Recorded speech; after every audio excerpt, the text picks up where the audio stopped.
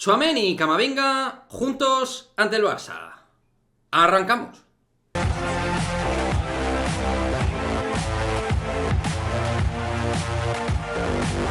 ¿Qué pasa, chicos? Muy buenas, bienvenidos a este nuevo vídeo de Madridismo al Día TV, en el cual vamos a hablar de Aurelien Tchouaméni y de Eduardo Camavinga, que desde nuestro punto de vista debería ser para Carlo Ancelotti una pareja primordial de cara al partido frente al Barça en Copa del Rey. Un Eduardo Camavinga que hasta el día de hoy, en las últimas semanas, me ha parecido el centrocampista más solvente en cuanto a constancia, competitividad, regularidad y dando una solvencia en la salida de balón realmente impresionante. Y Tchouaméni es ese jugador que tiene que ser dominante dentro del centro del campo, que ha además mejorado mucho sus prestaciones físicas con respecto al postmundial y que parece que está empezando a rebrotar esa versión premundial que estaba empezando a convencer a bastante parte del madridismo. Y para intentar de alguna manera revertir la situación respecto a los últimos duelos ante el Barça, Ancelotti tiene que hacer cosas diferentes en el 11 y no empecinarse en, por ejemplo, Tchouaméni, Kroos y Modric, en el 4-3-3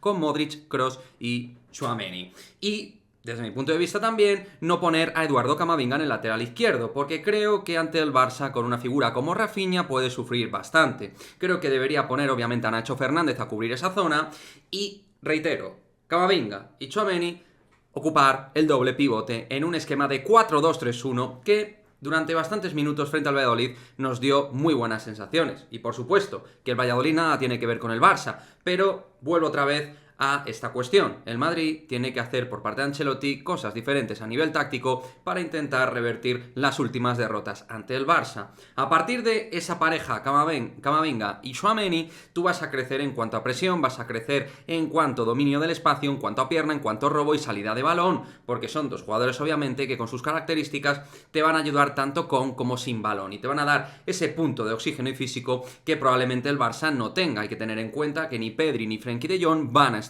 en el 11 titular del Barça, por lo cual ahí el Real Madrid tiene que intentar obtener también ventajas de, pues eso, nivel físico también, viendo que Franck Kessié y Sergi Roberto van a ser de la partida del medio del campo. Esos duelos el Madrid los tiene que ganar, tiene mejor centro del campo, más punch, más energía, más fuerza si Ancelotti saca el 11 adecuado. Desde ahí yo creo que es clave para competir y ganar el partido, dependiendo del centro del campo que saque Ancelotti. Y dependiendo de si apuesta por esta pareja, creo que tendremos más o menos opciones. Ancelotti tiene que ser valiente, dar un paso al frente y demostrar que para él Camavinga es intocable, intocable en su sitio. Y que Tchouaméni es el jugador que tiene que ser el buque insignia dentro del dominio del espacio, sobre todo a nivel defensivo. Por lo tanto, me parece primordial que ambos futbolistas sean titulares y luego ese 4-2-3-1 tú lo aderezas con Modric un poquito más adelantado, que no jugó frente al Valladolid. A la derecha puedes apostar por Valverde, Rodrigo, y a partir de ahí Vinicius y Benzema. Pero Ancelotti, por favor, tienes que hacer cosas diferentes para obtener resultados distintos con respecto a los últimos partidos ante el Barça. Y para eso, la pareja Camavinga y Tchouaméni te puede ayudar muchísimo.